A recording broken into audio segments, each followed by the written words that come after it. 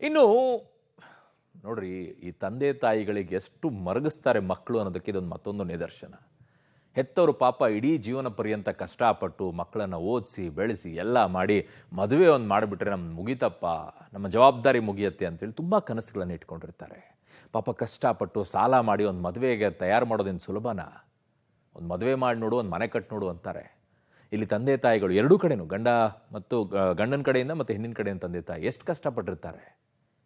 ಅದರಲ್ಲಿ ಮಾಡಿದ್ದೇನು ಆ ವಧು ಮುಂಚೆನೇ ಹೇಳಬೇಕಾಗಿತ್ತಾನೆ. ಕೊನೆ ಟೈಮಲ್ಲಿ, ತಾಳಿ ಕಟ್ಟೋ ಟೈಮಲ್ಲಿ ಬಿಟ್ಟು ಹೋಗೋದಾ? ಸ್ಟೋರಿ ನೋಡಿ.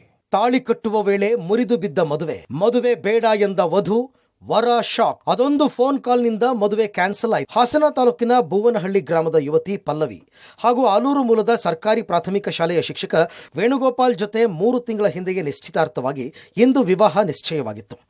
ಇಬ್ಬರು ಫೋಟೋಶೂಟ್ ಸಹ ಮಾಡಿಸಿದರು. ನಿನ್ನೆಯಿಂದಲೇ ಕಲ್ಯಾಣ ಮಂಟಪದಲ್ಲಿ ಎಲ್ಲಾ ರೀತಿಯ ಮದುವೆ ಶಾಸ್ತ್ರಗಳು ನಡೆದಿದ್ವು. ವಧು ವರ ಇಬ್ಬರೂ ಸಂತೋಷದಿಂದ ಪಾಲ್ಗೊಂಡಿದ್ರು.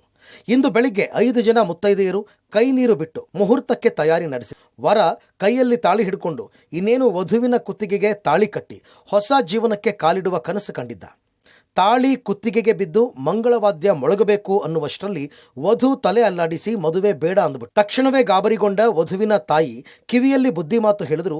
ವಧು ಮಾತ್ರ ತಾಳಿ ಕಟ್ಟಿಸ್ಕೊಳ್ಳೋದಕ್ಕೆ ಒಪ್ಪಲಿಲ್ಲ. ಮದುವೆ ಬೇಡ ಅಂತ ಪಟ್ಟು ಹಿಡಿದು ನಿಂತಳು. ಈ ವೇಳೆ ಕೈಯಲ್ಲಿ ತಾಳಿ ಹಿಡಿದು ವರ ಏನಾಯ್ತು ಏಕೆ ಎಂದೆಲ್ಲ ಪ್ರಶ್ನೆ ಮಾಡಿದ್ದಾನೆ. ಕಡೆಗೆ ಕಣ್ಣೀರಿಟ್ಟಿದ್ದಾನೆ.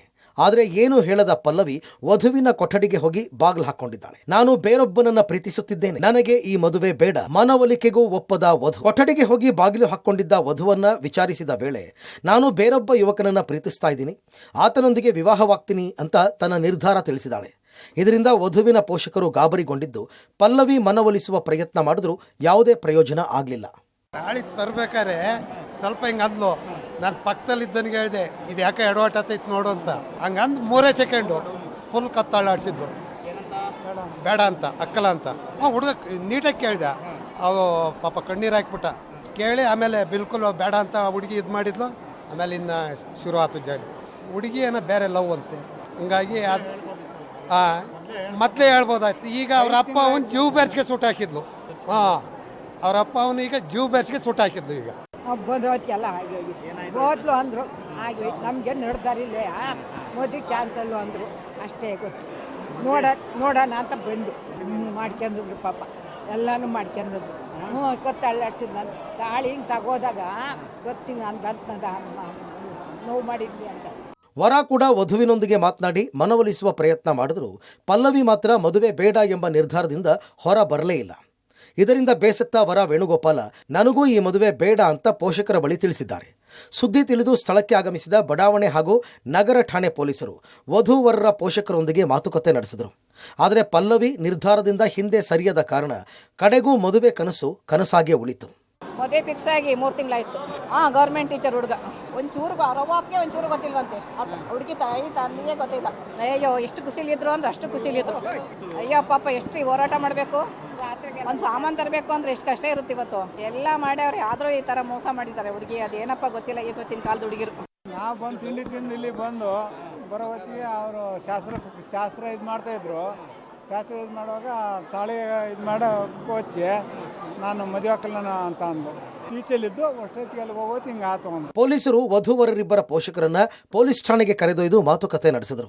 ಮದುವೆ ನಿಂತಿದ್ರಿಂದ ನನಗೆ ಅನ್ಯಾಯವಾಗಿದೆ, ಅಲ್ಲದೆ ಮದುವೆಗಾಗಿ ಸಾಕಷ್ಟು ಹಣ ಖರ್ಚು ಮಾಡಿದ್ದು ಅದನ್ನು ವಾಪಸ್ ಕೊಡಿಸುವಂತೆ ವರ ಹಾಗೂ ಆತನ ಕಡೆಯವರು ಪೊಲೀಸರ ಮುಂದೆ ಒತ್ತಾಯಿಸಿದ್ದಾರೆ. ಎಲ್ಲ ಬೆಳವಣಿಗೆಗಳಿಂದಾಗಿ ಸಂಭ್ರಮ ಸಂತೋಷ ಮನೆ ಮಾಡಿದ್ದ ಕಲ್ಯಾಣ ಮಂಟಪದಲ್ಲಿ ಕೆಲವೇ ಕ್ಷಣಗಳಲ್ಲಿ ನಿರಾಸೆ, ನೀರವ ಮೌನ ಮೂಡಿದೆ.